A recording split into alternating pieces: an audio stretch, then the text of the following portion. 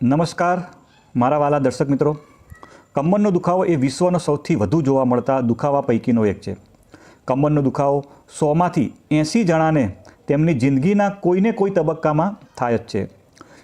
વિકસિત દેશોમાં family doctors પાસે સૌથી વધુ કેસો જો વાત કરીએ તો એ બધા શરદીના આવે છે, અને જો બીજા નંબરની વાત કરું તો બીજા નંબરના જેટલા પણ કેસ આવે છે એ બધા કમરના દુખાવાના જ આવે છે. મિત્રો, વાત કરીએ તો કમરનો દુખાવો એ અત્યારે ખૂબ જ પ્રમાણમાં જોવા મળે છે, અને 20 વર્ષથી લઈને તે મોટી ઉંમરના લોકો, ઘણા બધા લોકોમાં એ કમરનો દુખાવો જોવા મળે છે. મિત્રો, આજના વિડીયોમાં હું તમને કમરનો જે લોકોને દુખાવો થતો હોય, અથવા જો તમારે ભવિષ્યમાં કમરનો દુખાવો ના થવા દેવો હોય તો તમારે કઈ કઈ વસ્તુ કરવાની નથી, અને જો એ વસ્તુ તમે કરો તો એને સાવચેતીપૂર્વક કરવાની છે. તો તમને જ્યારે કોઈ પણ વસ્તુ જો તમે કરો તો એને જો સાવચેતીપૂર્વક તમે કરશો તો તમને કમરના દુખાવામાં રાહત થશે. અને પછી હું તમને રામદેવજી મહારાજ એમને એક કમરના દુખાવા માટેની એક ટ્રીક બતાવી છે. એ ટ્રીકનો ઉપયોગ કરશો તો 5 જ મિનિટમાં કમરનો દુખાવો ગાયબ થઈ જશે. તો એ ટ્રીક કઈ છે એની હું તમને આજે વાત કરવાનો છું. તો મિત્રો, તમે મારો વિડીયો છેલ્લે સુધી જોજો. મિત્રો, જેમને કાયમી કે વારંવાર કમરનો દુખાવો થતો હોય તેમણે રોજની પ્રવૃત્તિઓમાં કઈ કઈ કાળજી રાખવી જોઈએ એની હું તમને વાત કરવાનો છું. તો મિત્રો, પહેલી જે વાત કરું છું એની અંદર તમારે વજન ઉચકતી વખતે ખાસ કાળજી રાખવાની છે. મિત્રો, ક્યારે પણ કમરેથી વાંકા વળીને વજન ન ઉચકો. કોઈ દિવસ આપણે વાંકા વળીને વજન ઉચકવાનું નથી. જમીન પરથી વજન ઉચકવા માટે ઘૂંટણમાંથી પગને વાળો. ઉચકેલું વજન શરીરની એકદમ નજીક રાખો. હાથમાં વજન ઉચકેલું હોય ત્યારે કદી કમરમાંથી શરીરને ન મરડવું જોઈએ. વજન ઉચકીને ચાલવું હોય તો બંને હાથમાં લગભગ સરખું વજન રાખો. ભારે વજનને બને ત્યાં સુધી કમરથી ઊંચું રાખવું જોઈએ નહીં. તમને ચિત્રમાં દેખાઈ રહ્યું છે એ પ્રમાણે નીચે બેસીને તમારે જો વજન ઉચકવાનું થાય તો એ પ્રમાણે તમારે વજન ઉચકવાનું રહેશે. મિત્રો, હવે જો તમારે લાંબો સમય ઊભા રહીને જો કામ કરવાનું થાય, બહેનોને કિચનમાં જો ઘણી વખત લાંબો સમય સુધી ઊભા રહીને કામ કરવાનું થતું હોય તો શું કાળજી રાખવી? મિત્રો, લાંબો સમય ઊભા રહેવાનું ટાળવું જોઈએ. પહેલી વસ્તુ તો જો તમારે લાંબો સમય ઊભા રહેવું જોઈએ નહીં. અને જો ઊભા રહેવું જ પડે તો વારાફરતી એક પગ પાટલા ઉપર, સ્ટૂલ કે ખુરશી ઉપર મૂકવો. પગ ઘૂંટણમાંથી વળેલો હોય ત્યારે કમર પર ભારણ ઘટે છે. લાંબો સમય ઊભા રહીને કંઈ કામ કરવાનું હોય તો 2 પગ બાજુ પર રાખવાને બદલે આગળ પાછળ રાખવાથી પણ કમર પરનો બોજ ઘટાડી શકાય છે. મિત્રો, આ તમે ચિત્રમાં જોઈ રહ્યા છો. હવે મિત્રો, બેસતી વખતે શું કાળજી લેવાની? વારંવાર તમારી બેસવાની સ્થિતિ બદલતા રહો. પગ લટકતા રાખીને ન બેસો. ખુરશી પર બેઠા પછી પગને નીચે જમીન પર સહેલાઈથી મૂકી શકાય એટલી ઊંચાઈની ખુરશી જ વાપરો. લાંબા સમયના કામ માટેની ખુરશી મોટી હોવી જોઈએ, જે કમરના પાછલા ભાગને ટેકો આપે, હાથને ટેકો આપે અને પગ મૂકવાની જગ્યા પૂરી પાડે. ખુરશીના ટેકાને સમાંતર તમારી પીઠ રાખો. ત્રાંસા, ઢળીને કે આગળ ઝૂકીને બેસવાથી કમર ઉપર વધુ ભાર આવે છે. મિત્રો, સૂતી વખતે આપણે કઈ કાળજી રાખવી? વધુ પડતી પોચી પથારી ન વાપરવી. સાધારણ કઠણ ગાદલાની પથારીમાં ચત્તા સૂતી વખતે ઘૂંટણ નીચે તકિયા રાખીને સૂવું. પડખાભેર સૂતી વખતે ઘૂંટણ તથા થાપા આગળથી પગ વળેલા રાખીને સૂવાથી પણ ફાયદો રહે છે. હવે ખાસ કે જે બહેનો ઘરમાં કામકાજ કરતી હોય છે તો એમને ઘરમાં કામકાજ કરતી વખતે કઈ બાબતોનું ધ્યાન રાખવું?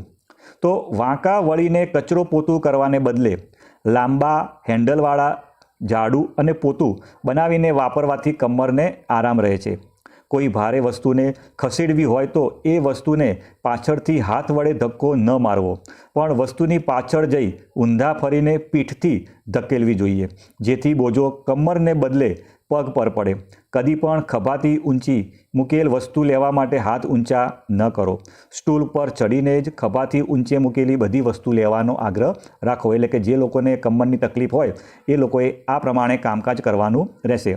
હવે જો તમારે મુસાફરી કરવી પડતી હોય તો બને ત્યાં સુધી ખાડા ટેકરાવાળા રસ્તા પર આંચકા આવે એવા વાહનમાં લાંબી મુસાફરી કરવાનું ટાળવું જોઈએ. અને જો તમારે લાંબી મુસાફરી કરવાની થાય તો દર અડધા કલાકે આરામ લેવો જોઈએ.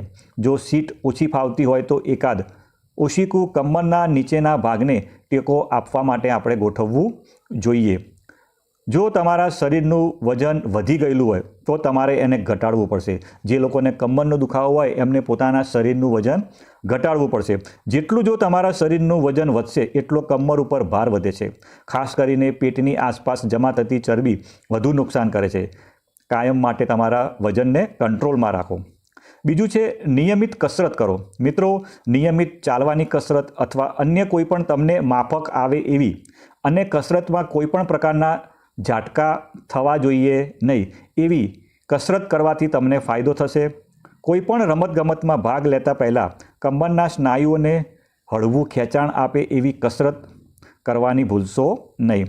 મિત્રો, જે લોકો તમાકુનું વ્યસન કરતા હોય તો તમાકુ છોડવાથી મણકા વચ્ચેની ગાદીને લોહીનો પ્રવાહ વધી શકે અને કમરનો દુખાવો થવાની શક્યતા ઘટે છે. એટલે મિત્રો, તમાકુ ખાતા હોય તો તમાકુનું વ્યસન છોડવું જોઈએ મિત્રો. અને ટેન્શન ના કરો મિત્રો.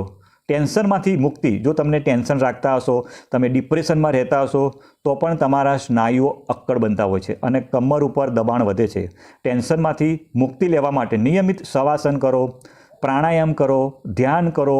આવું કરો તો તમારે ટેન્શનમાંથી મુક્તિ થઈ જશે. બીજું, હકારાત્મક પોઝિટિવ થિંકિંગ એ પણ તમારે ટેન્શનમાંથી મુક્તિ લાવશે. મિત્રો, હવે રામદેવજી મહારાજની જે 2 ટ્રીક છે એની વાત કરું તો એમને કીધું છે કે જો આપણી આ પહેલી આંગળીની પાછળ તમે જે પ્રમાણે ફોટામાં જોઈ રહ્યા છો એ પ્રમાણે પહેલી આંગળીની પાછળ અંગૂઠાથી જો દબાવવામાં આવે તો તરત જ કમરના દુખાવામાં ફાયદો થાય છે. બીજું કે તમારે રિંગ ફિંગર એટલે કે ટચલી આંગળીની આગળની ફિંગર એમાં જો પેન વડે, એમાં બોલપેન હોય કે એવી ગોળાકાર વસ્તુ હોય એનાથી તમારે આજે તમે જોઈ રહ્યા છો એ પ્રમાણે તમારે એને ફેરવવાની છે. જો તમે એવું ફેરવશો તો તમને કમરના દુખાવામાંથી તાત્કાલિક ફાયદો થશે, તાત્કાલિક તમને રાહત મળશે. એટલે કે જો બંને હાથની પહેલી આંગળીની પાછળ, એક્ઝેક્ટ એની પાછળ તમારે અંગૂઠાથી દબાવવાનું છે એ પ્રમાણે તમે જોઈ રહ્યા છો એ પ્રમાણે. અને બીજું કે ટચલી આંગળીની આગળની આંગળી, જેને રિંગ ફિંગર પણ કહેવાય છે, એમાં તમારે આવી રીતે બોલપેનથી એને ગોળ ગોળ ફેરવવાનું છે. એવું કરવાથી કમરના દુખાવામાં તરત જ ફાયદો થશે. મિત્રો, તમને મારો વિડીયો સારો લાગ્યો હોય તો લાઈક કરજો, શેર કરજો અને સબસ્ક્રાઈબ કરજો.